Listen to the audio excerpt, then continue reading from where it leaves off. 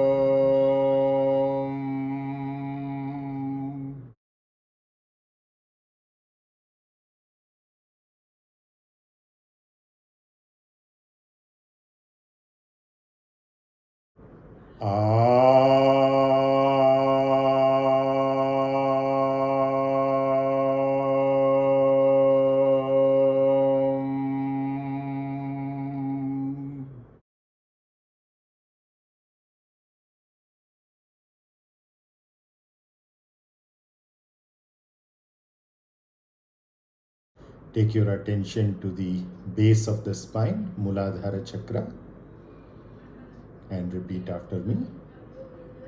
Om Shri Kashyapa Maharishyai Namo Namaha. Kashyapa is the first of the saptarshīs. Saptarshīs, by the name itself, means 7 rishis who are responsible for all the knowledge and wisdom that we have been inheriting, not only through the scriptures but also through our genetics. Because there is something called gotra, which means that all of us belong to one of these 7 gotras. We have descended from these maharishis, and therefore genetically we have been imbibed with a lot of their knowledge, even if we don't know that intellectually. So that's what we honor by in all the 7 chakras. So let's now take our attention to an inch below the navel, but in the back, inside the spinal cord. 1 inch below the navel, but in the back, in the spinal cord, what we call as the Swadhisthana chakra. And repeat after me. Om Shri Atri Maharishyai Namo Namaha. Atri Maharishi is the father of Dattatreya, whose avatar Shirdi Sai Baba is. Now we move our attention to just above the navel, but not in the front, once again in the back, within the spinal cord, and repeat after me. Om Shri Bharadvaja Maharishyai Namo Namaha. Now, Bharadwaja Maharishi is responsible for what we now call as Annadanam. Annadanam is donating food for the hungry, and that donation of food is considered to be the highest form of donation. But when we say hungry, it need not necessarily be only those who are hungry in their stomach. Those who are hungry in their mind or intellect is also another form of hunger, which is satisfied with knowledge and wisdom.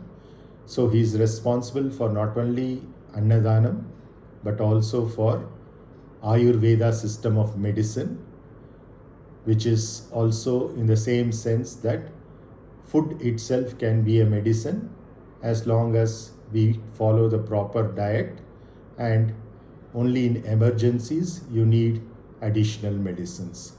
Now let us take, we have completed 3 of the rishis, Kashyapa, Atri and Bharadwaja. 4 more are there.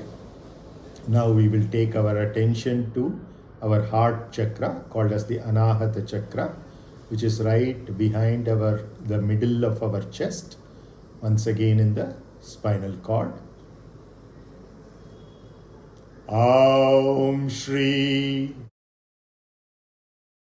Vishwamitra Maharishyai Namo Namaha. This is very special for us because our lineage is from Vishwamitra Maharishi.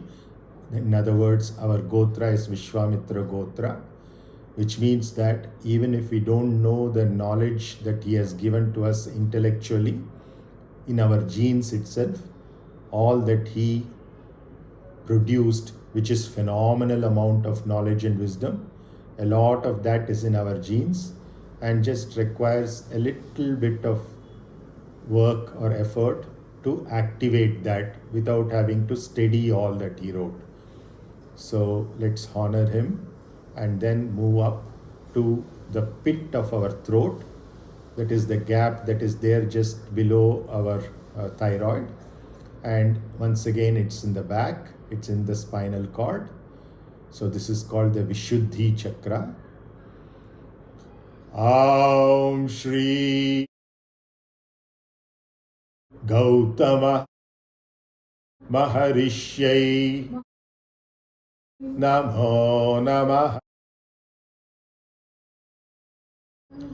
Gautama is responsible for recognizing the importance of a cow and its milk and all other dairy products, because of which we get so much of nutrition.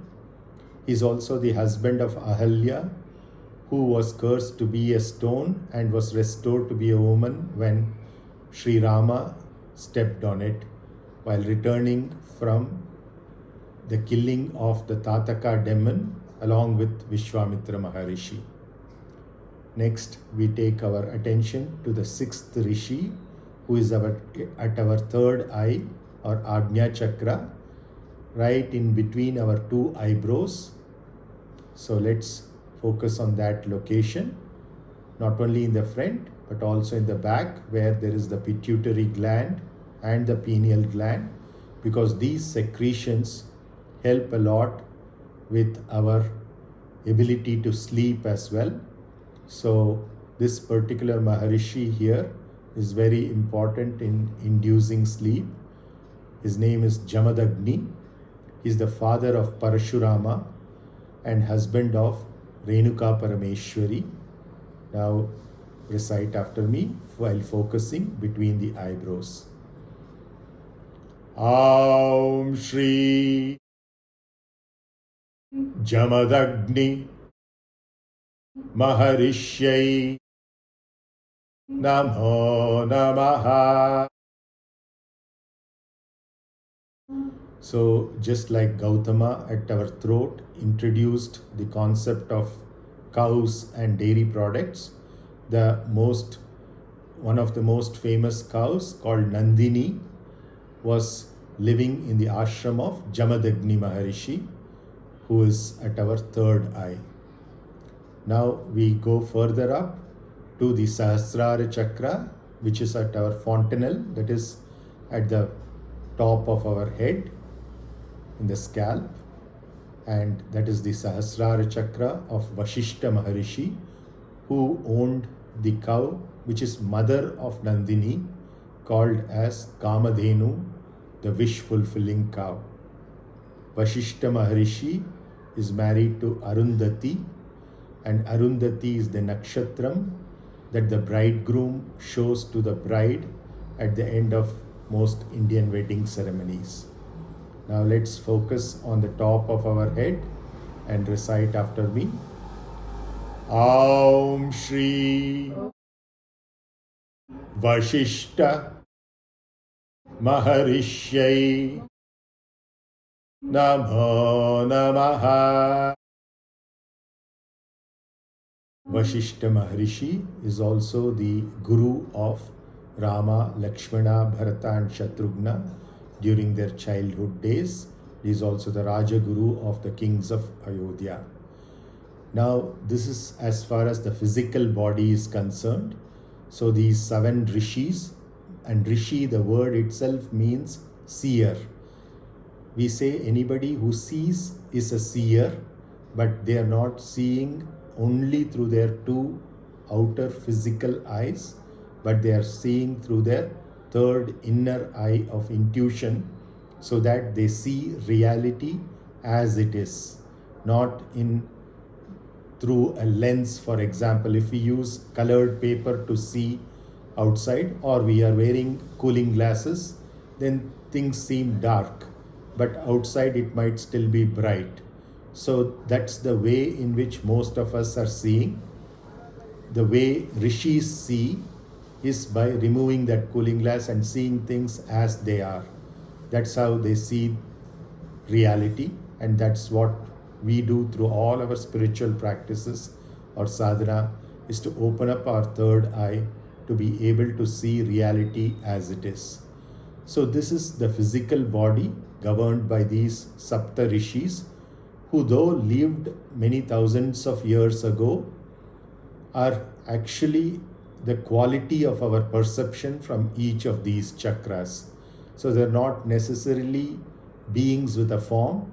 It is just our ability to see things from a perspective, different kinds of perspective. If we see ourselves from the front, we look a different way.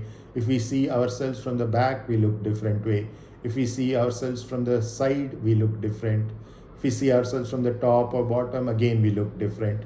So similarly, all these are perspectives, but these are outer perspectives. Our idea is to have an inner perspective, not of the physical body, but of what we truly are. So we will go one step further from the body to what is the mind. The mind is like a balloon which is around our body. You can think of it as a sweater. You don't use your sweater all the time, whether it's a leather jacket or a sweater, woolen sweater.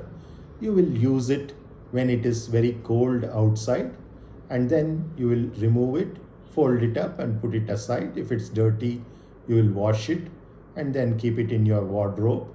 And next time it gets cold, maybe it's already summer now, then again when it gets to winter, you will once again need that sweater. So recognize our mind to be like that. A sweater is important. A leather jacket is important. But it is not important in all seasons.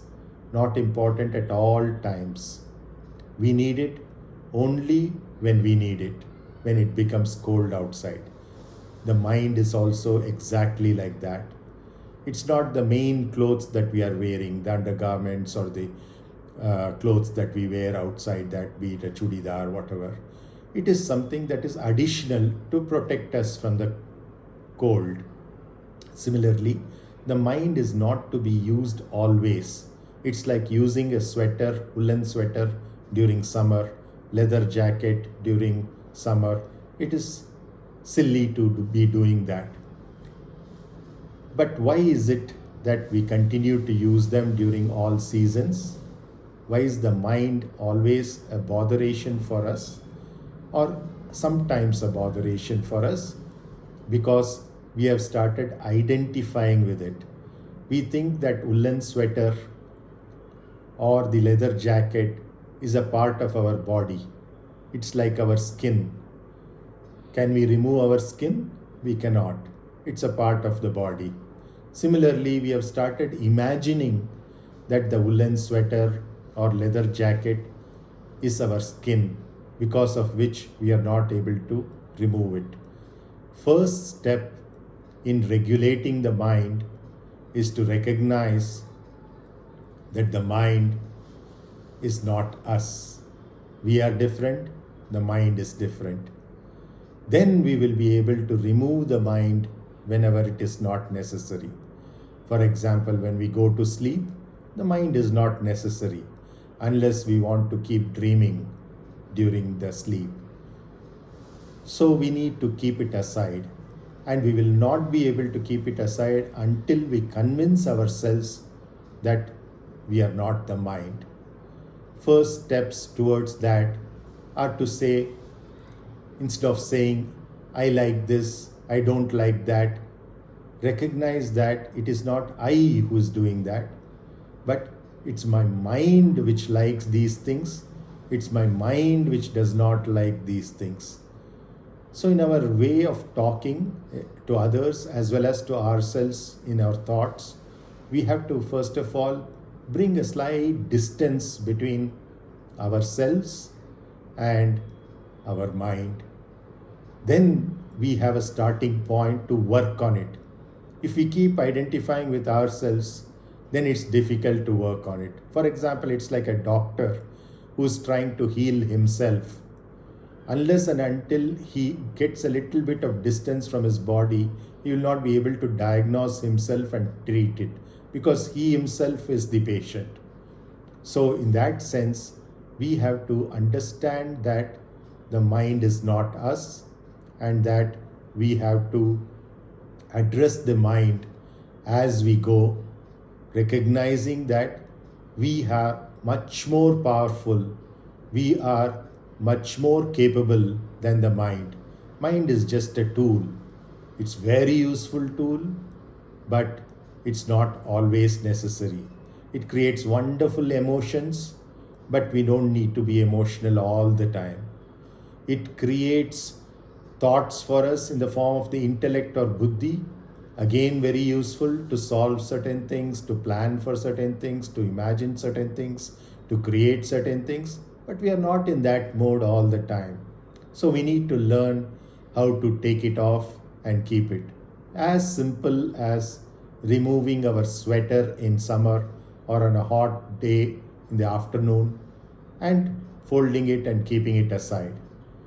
And sometimes, though it's enough to just remove it and put it in the wardrobe, sometimes because we have overused it, we might want to clean it before putting it in the wardrobe. We don't want to put a stinking leather jacket or sweater into the wardrobe. It will spoil the other clothes as well. So what do?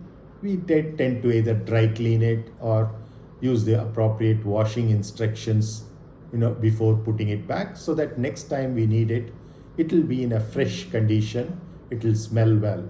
Same thing with the mind. When we try to put off the mind, after a little bit of work that it has done, that's fine. We just can put it off and bring it back whenever we want.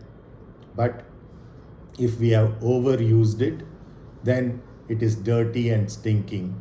So it needs a wash. And that wash is what is given by meditation. So as you meditate on all of these chakras, one by one you keep meditating, and in particular when you come to the Ajna chakra, the sixth chakra in between the eyebrows, where Jamadagni Maharishi is there, responsible for our deep perception as well as deep relaxation and sleep. When we come to that and meditate on the Ajna chakra, that's our pituitary gland and pineal gland, enhancing their secretions, which in our scriptures is called as Amrita, the immortality, the essence of life, then we will be able to cleanse that mind like cleansing the sweater or leather jacket, and then keeping it fresh in the wardrobe to be used whenever we need it the next time. So, first of all, recognize the mind. Though in this example we are talking about a sweater and leather jacket, is not actually a material. Our physical body is a material. It is made out of solids, liquids, gas, and energy. But the mind itself is just made out of our emotions. The intellect itself is just made out of our thoughts. it doesn't have an existence by itself. It is just like a balloon around our body.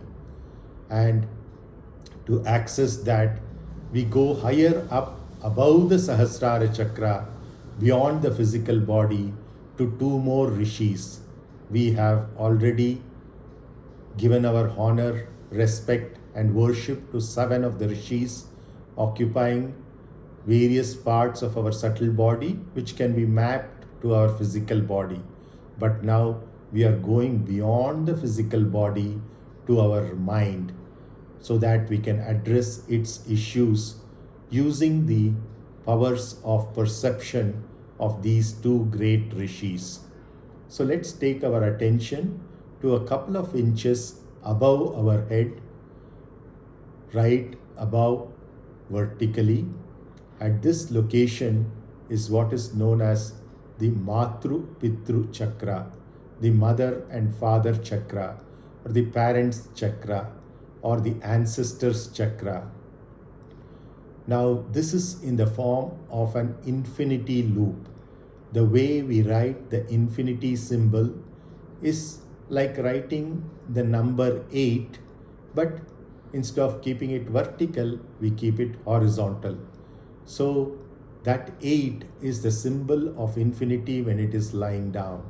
And it is that 8 which is like a Mobius strip, which is continually spiraling, going around and round and round, because the number of ancestors that we have is almost infinite. Not only human ancestors, but before that, animals, plants, and all other lower forms of single cell animals like amoeba, etc. We have evolved from all of that, and we have grown from all of that. Each and every life, even if it's as simple as an amoeba or as complex as a human being, every one of those lives, our past lives, have been a learning experience. We should not let all of that learning go to a waste. Let us harness that learning so that we can make our life as beautiful as it is intended to be. This life is not meant to suffer. Even if there is pain, we can handle it joyously so that we can see how to get rid of the pain rather than suffer and make the pain to last for longer. So let our focus be 2 inches above the Sahasrara Chakra to the Matru-Pitru Chakra of our ancestors. Papaji Master is there, Harur Party is there, Harur Tata is there, Vallibai Party is there, Swami Saravana Bhavananda Venkatachalapati Tata is there, and all our great ancestors, all of them are blessing from there, and they have now become a part of our mind, which is around our physical body. And at this chakra, the Maharishi who governs it is Agastya Maharishi, who is the Maharishi of our Kshetra, South India. Agasthyeshwara temple is at Thalakaveri, and his spouse is said to be the river Kaveri in her original form as Lopamudra Devi. A very short person, but his brilliance is absolutely uncomparable. No genius like him has ever been born. So repeat after me with the focus couple of inches above your head for this Rishi who's responsible for our emotions and our intellect. Aum Shri Agastya Maharishyai Namo Namaha. Finally, we take our attention to about 4 inches above the Sahasrara Chakra, above our head. Now we are venturing into territories beyond the mind, beyond the intellect, to our vital energies, life energy itself. And this is the ultimate Rishi who governs this chakra, which is called as the Guru Gayatri Chakra. Guru means two syllables, gu and ru. Gu is darkness, ru is remover. The one who removes the darkness of our ignorance to showcase our reality is Guru. And Gayatri is Gayana iti trayati iti Gayatri. That means whoever sings the Gayatri mantra is protected by itself. That is Mother Gayatri with her 5 phases to show that we are beyond the 5 elements.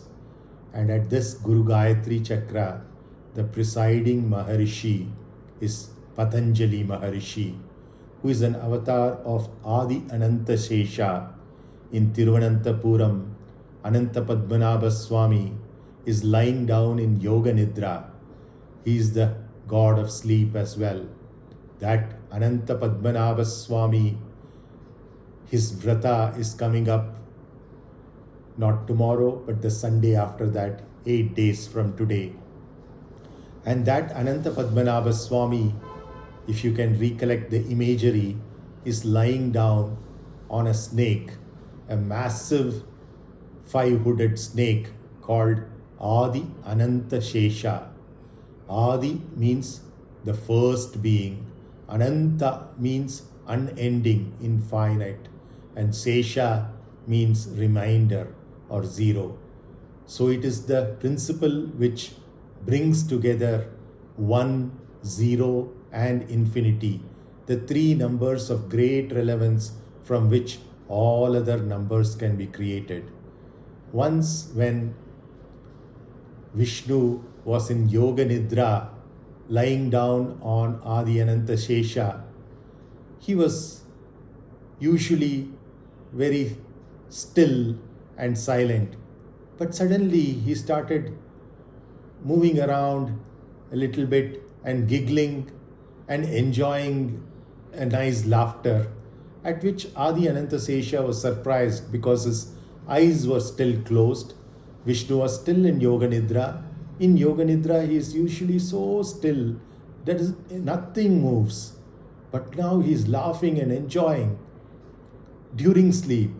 So then Adi Ananta Shesha asks Vishnu, what is it that makes you laugh so much? Can you please tell me? I also want to enjoy. Then Vishnu says, in my mind, I am observing the dance of Nataraja, Shiva in Chidambaram. That dance is so magnificent that I am thoroughly enjoying it. And that is what is making me move and laugh, almost in synchrony with Nataraja's dance. Then Adi Ananta Shesha was tempted to watch Nataraja dance as well. So he takes the permission of Vishnu to go to Chidambaram. So Vishnu gives him a body of half a man and half a snake. And that form is what we call as Patanjali Maharishi.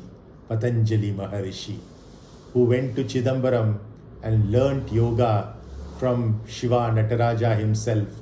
And it is his principles of Ashtanga Yoga, the 8 principles of Yama, Niyama, Asana, Pranayama, Pratyahara, Dharana, Dhyana and Samadhi that we are learning as part of our daily sessions, and which is what is repackaged in various forms as Shambhavi Mahamudra Kriya by Sadguru of Isha Foundation, as the Sudarshana Kriya by Sri Sri Ravi Shankar of the Art of Living Foundation, etc. The essence of all of that is from Patanjali Maharishi, and which in turn is from Shiva Nataraja of Chidambaram. And all of this was made possible by that beautifully reclining Lord Ananta Padmanabha Swami of Thiruvananthapuram. So let's pay our obeisance to all of these rishis, with the final honor being given to Patanjali Maharishi. So recite after me. Aum Shri Patanjali Maharishyai Namo Namaha. Bow down with respect to all of these 9 rishis whom we recollected, and all of whose knowledge and wisdom is bestowed upon us as blessings and grace that we can benefit from to solve whatever problems we face, because in reality these are not problems but situations which, when looked upon at certain angle, looks like problems but are actually opportunities and challenges to make our game of life even more interesting. So with this, we can rub our hands and put it on our eyelids, and face the heat, which is nothing but the blessings of all these 9 rishis percolating through our eyelids, into our eyes and every part of our body, and to the mind and the intellect as well.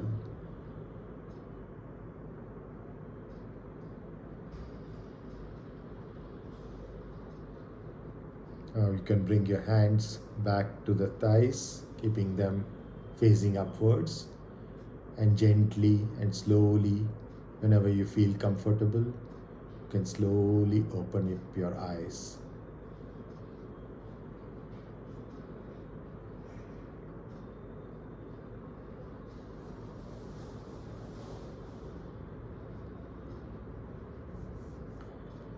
Namaskaram. So now we can take up some questions. Any doubts that you have, particularly, we can see how we can address that.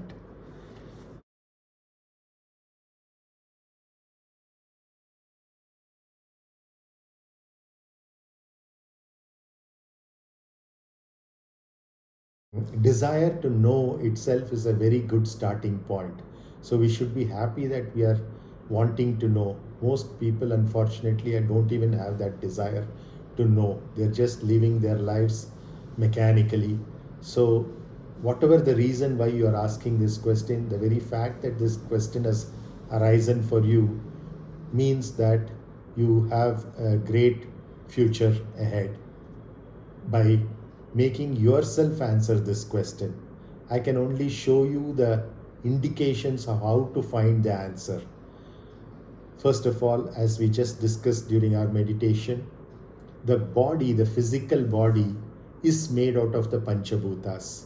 It's made out of earth, it's made out of water, it is made out of fire, it's made out of air, it's made out of space.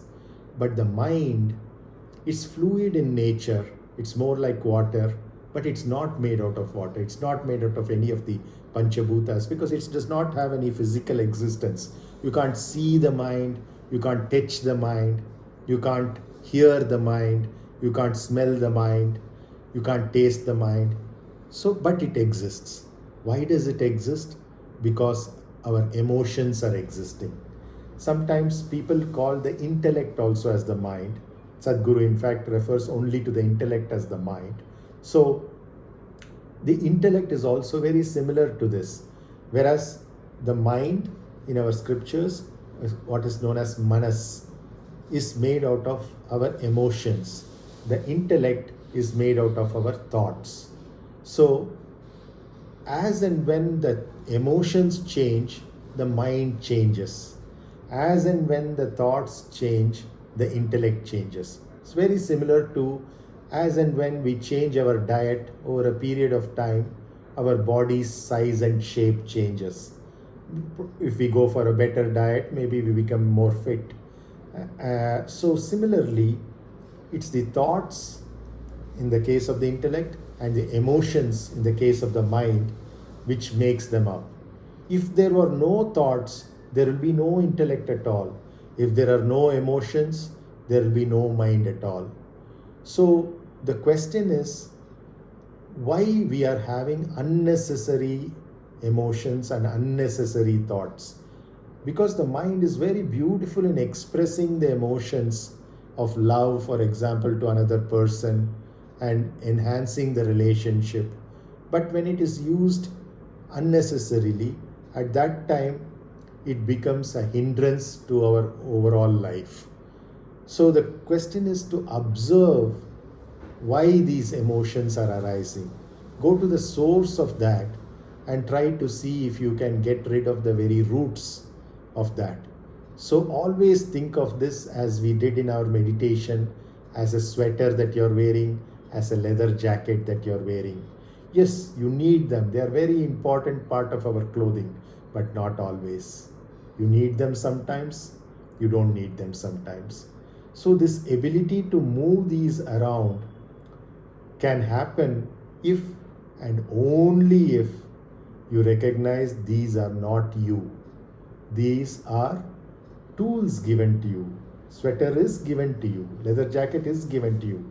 Sweater is not you. Leather jacket is not you. Similarly, the mind is not you. The intellect is not you. They are very useful things, but only at certain times. For example, when you go to sleep, why do you need emotions? You don't need the mind. Why do you need the intellect? You don't need to do any rational analysis during sleep. So that is an example of a time when you don't need it. In fact, many times, even during the waking state, these are operating beyond their limits. And that's why they seem such a big problem, because there's so many different emotions and it's become like a mocktail. Similarly, there's so many different thoughts, and one leading to the other leading to the other, because of which this seems so complicated. But in reality, their structure itself, they are made out of the emotions. If there are zero emotions, there is zero mind. There is no mind at all. It's like the sweater has this wool which is knitted, and that wool is what is our emotion.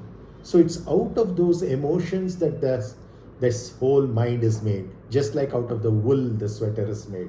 Similarly, just like out of the leather jacket is made. Similarly, out of our thoughts, this intellect is made. So we should first learn that these are not us, these are our tools, and therefore we can remove them. It's not like removing our skin. That is impossible. It's like removing our sweater and leather jacket, which is possible. For that, we have to know what they are made out of. The mind is made out of emotions. The intellect is made out of thoughts. So the next question is, how do we handle these thoughts or emotions? First of all, we need to categorize them, which are necessary, which are not necessary. Because we don't want to get rid of them completely. We need them for our imagination, for our creativity, for our relationships. We need them. So question is, when is it necessary? When is it not necessary? You will know that by the very fact that they are troubling you. At that time, you don't need them. You need to know that you put off. When do you need to know that you have to remove your sweater or leather jacket? You start sweating, you feel very hot inside, you feel uncomfortable, then you remove that, right? Similarly, there are certain emotions which will cause certain discomfort in you. Then you will know that it's time to put it aside. As I told, one way to do that is meditation, especially on the chakras, moving from the lower chakra, and especially when you come to the Ajna chakra, you would see that this is already gone into the wardrobe. Is also gone into the wardrobe. So that is what we have to practice. And this comes, as I have always been saying with other things also, only through abhyasa. Practice, practice, practice. In the beginning it might seem a little difficult only because we are not used to it. We have been handling these as if they are attached with glue, putting heraldite and sticking it to this, that we don't see this as a separate finger. We don't see this as a separate finger which can be moved around independently of this to some degree of freedom. We are thinking they're all stuck up like this, like a web. No, they are all free and they can move around as much as we want, but within their own limits. And that way we have to learn how to put our emotions and our thoughts back and bring them back whenever necessary. And this is not as hard as it seems. You have brought up a nice child, for example, when we are dealing with our child, at different ages, different kinds of requirements are there. But these two are like infants always. And you know how to handle infants, or let's say even toddlers. Sometimes you need to be firm, right? You need to be loving to them all the time, but sometimes you need to be firm also. When they misbehave, for their own good, they need to be told, no, this is not the way. That firmness in your no to your some of your unnecessary emotions and unnecessary thoughts is essential. You have to come as the boss. You are this. You are the self. These have been given to you to make this life beautiful, to make this game that you're playing enjoyable, to play this movie that you're acting in entertaining. But when they cause trouble, they have to be shown their way. You have to be firm about it. And that firmness, you have to handle it in a case-by-case basis. There is no rule book to say, this is what you do, this is what you do, as if we are a machine or a robot. We are a human being. And there is a leeway here and there little bit. And there's so much of subjectivity. But just this recognition, first, that these are different from us, they are not us, but they are very useful tools. Second step, they are necessary, but not always necessary. Just like the sweater and leather jacket, when I need them, I will use them. When I don't need them, I will put them apart and bring them back again when I need them. Next, you should know when to put them back, when to bring them back. That is, whenever you feel discomfort. Just like when you remove sweater, when you remove leather jacket, it's only when you feel sweating or very hot inside discomfort.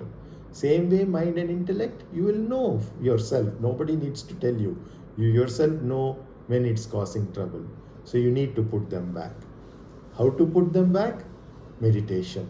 Meditate on each of the chakras, bringing finally to the Ajna chakra.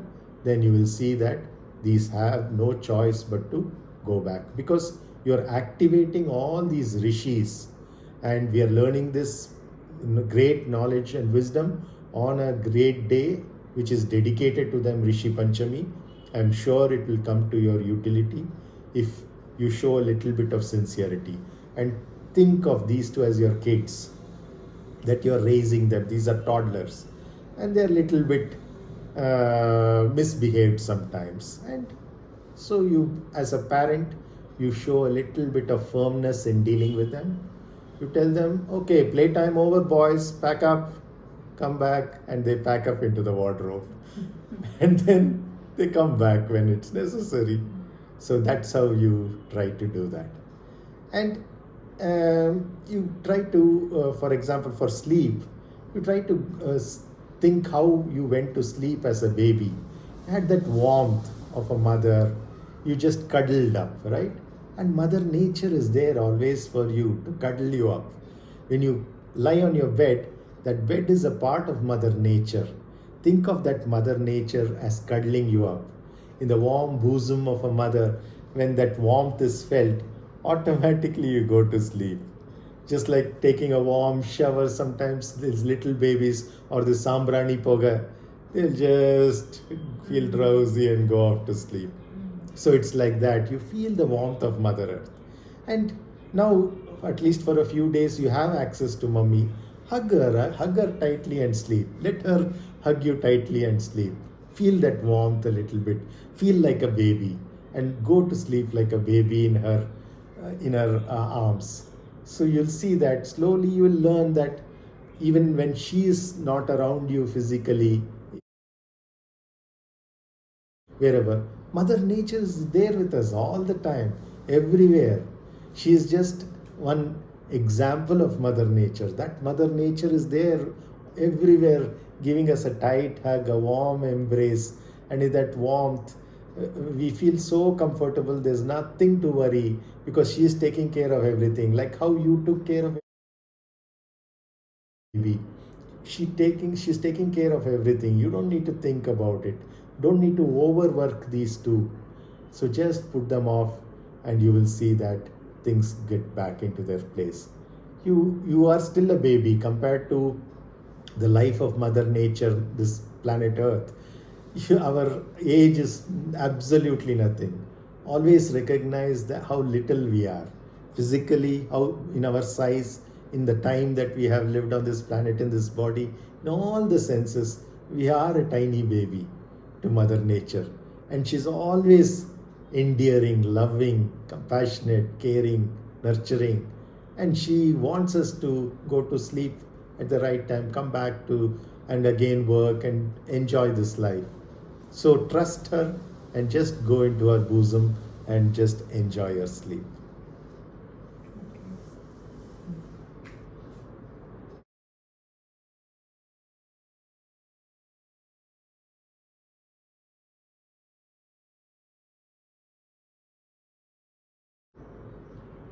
We'll now go for a meditation so that we can induce sleep and go into total restfulness.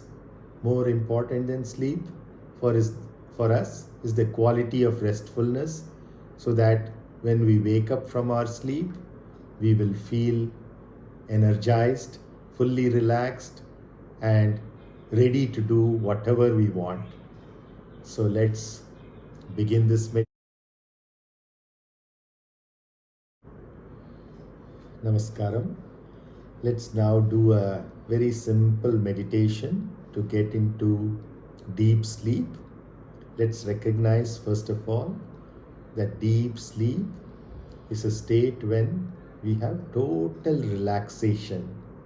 So what is important is the restfulness that we get out of sleep rather than the number of hours we sleep. How much ever we sleep, when we wake up, we have to be fully energized and relaxed so that we can do any work that we have joyfully and enthusiastically. So let's begin. Let's take our focus down to the Mūladhara chakra and let's keep our hands in chin or Jnana Mudra, which is like keeping the thumb and the pointing finger touching each other and the other three fingers outwards. So we'll keep our palms upwards on our thighs. With our eyes closed, we will bring our focus to the base of our spine, which is between our genitals and our anus, not in our physical body, but in our subtle body, which is constituted of the mind and the intellect, which is what we want to pack up as part of this meditation, because they're not needed during deep sleep. So let's focus on that particular location. That location is having a beautiful perception from one of the great rishis, one of the 7 rishis called as the saptarśī. So his name is Kashyapa Maharishi. Let us repeat a mantra honoring him while focusing on the Mūladhara chakra. Aum Shri Kashyapa Maharishya Namo Namaha. Now let us take our attention gradually and slowly to the next chakra, which is called as the Svadhisthana chakra. We are keeping our backs straight vertically, and this Svadhisthana chakra is just below our navel, but not in the front. It's in the back, within the spinal cord of our subtle body. At the Svadhisthana chakra, is another great Rishi called Atri Maharishi, who is the father of Dattatreya, the precursor to our Ishtaguru, Shirdi Sai Baba. Sai Baba being an avatar of Dattatreya. So we will honor his father, Atri Maharishi, at the Swadhisthana Chakra, 1 inch below the navel, right into our spinal cord in the backbone. Please repeat after me. Aum Shri Atri Maharishye Namo Namaha. Now, gradually, we are deepening our ability to sleep and to be restful. Already we have the blessings of Kashyapa Maharishi at the Muladhara and Atri Maharishi at the Swadhisthana. Now we take our attention slightly above the navel, once again in the backbone, within the spinal cord of the subtle body consisting of the mind and the intellect, which are like a sweater and a leather jacket of no use during summer, and so we need to put them off to get deeper into our sleep. So with our attention on the Manipura Chakra, an inch above the navel, right in the back, let us honor the Rishi there, Bharadwaja Maharishi, who is responsible for Annadanam and Ayurveda. Please repeat after me. Aum Shri Bharadwaja Maharishye Namo Namaha. Now we are further deepening our sleep like a little baby in the bosom of Mother Earth, enjoying our sleep, cuddling away and going to our heart, and our heart, which is the Anahata Chakra, the center of our chest, but at the back, once again, within the backbone, within the spinal cord of the subtle body. Here we recognize our own Gotra Karaka for the Harursampath family, which is Vishwamitra Maharishi. Vishwa means universe, Mitra means friend, a friend of the entire universe. How we feel comfortable with our friends, like that, let us feel comfortable with the friend of the entire universe, Vishwamitra Maharishi. Please repeat after me while focusing on the Anahata Chakra, which is the unstruck chakra. For sound, we need to strike something like a drum, but for silence, it needs to be unstruck. There is no striking required. Same way, the Anahata Chakra, where the heart beats silently, we focus on further deepening our sleep by taking the blessings of Vishwamitra Maharishi. Please repeat after me. Aum Shri Vishwamitra Maharishye Namo Namaha.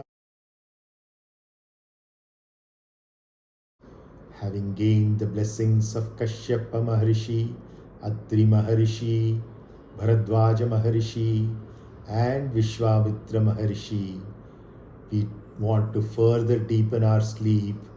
We take our attention to the pit of our throat, just below our thyroid, and into the back, into the backbone, into the spinal cord, where the energies and capabilities of Gautama Maharishi are there. He is like a holy cow, how gentle, how loving, how caring, how nurturing. The person who introduced the concept of dairy products to us, which puts even little kids to sleep, a warm glass of milk to increase our serotonin secretions. So let's focus on Gautama Maharishi, who made all of this possible. In many of the Indian languages also, Go means cow. Go Mata we say. And this Gautama Maharishi will bless us to get even deeper into our sleep. So please repeat after me while focusing on the pit of your throat at the back. Aum Shri Gautama Maharishyai Namo Namaha. We are almost half asleep now. Want to get fully asleep. So we get into the ultimate sleep-inducing third eye, or the Ajna-chakrā, between our two eyebrows, and right behind it is the pituitary gland, and even further behind is the pineal gland, secreting the hormones which are required for our ultimate, utmost relaxation. To feel totally relaxed, we will focus on the Maharishi over here, Jamadagni Maharishi, the father of Parshurama, the husband of Renuka Parameshwari. And we will honor him with a shloka while focusing on the region between our two eyebrows. Please repeat after me. Aum Shri Jamadagni Maharishai Namo Namaha. Like a gentle fire, he puts off our sweater and our leather jacket into the wardrobe, so that in the warmth of this gentle fire, we can go further deeper into our sleep, completely unaware of all that's happening around us and within us, in total relaxation, so that every cell of the body is relaxed and getting re-energized, rejuvenated, as if these are cells of a little newborn infant. Now let's take directly into deep sleep with the three ultimate levels. First, going beyond our physical body, because already our subtle body of mind and intellect has gone to rest. Now it's time to put the physical body to rest as well at the Sahasrara Chakra, at our fontanelle, the portion which is very, very delicate for newborn babies like us. Tala Uchi, we call it in Tamil. And that particular location is the Sahasrara Chakra, the chakra of Maharishi Vashishta and his wife Arundhati Devi. Now repeat after me while focusing on the fontanelle on the top of your head. We are just crossing the border of the physicality. Aum Shri Vashishta Maharishyai Namo Namaha. Now we have lost awareness of the body as well. We are a blissful soul, ecstatic in our sleep, totally relaxed, and we shall honor those two rishis who have made it possible for us to forget our body as well. The first amongst them is set an inch above our head, a couple of inches maybe, in a sign or symbol of infinity, which is like an 8 written horizontally. The chakra of our matrus and pitrus, our loving parents, Vasandima, Sampath Kumar, Papaji Master, their parents, Harurpati, Harur Tata, Venkatachalapati Tata, and Vallibai Pati, all of who are blessing and taking care of us while we sleep, so that we have absolutely no worries. We are deep into sleep, enjoying in the bosom of our parents and their parents and their parents, and honoring the ancestor of them all, Agastya Maharishi. So while you focus on this point, a couple of inches above our head, please repeat after me. Aum Shri Agastya Maharishai Namo Namaha. Now, let's take our attention even further to the ultimate state of yoga or yuj or union with the entire universe. We have become Mother Nature ourselves, as taught to us by Patanjali Maharishi, famous for his Ashtanga Yoga, which we have practiced during our waking state, and now it's coming handy even during our deep sleep state to completely forget about ourselves and our surroundings and enjoy our oneness with nature in absolutely deepest sleep. Please repeat after me while focusing about 4 inches above your head at the point where the energies of Patanjali Maharishi are putting us to union with Mother Earth and Mother Nature. Aum Shri Patanjali Maharishai Namo Namaha.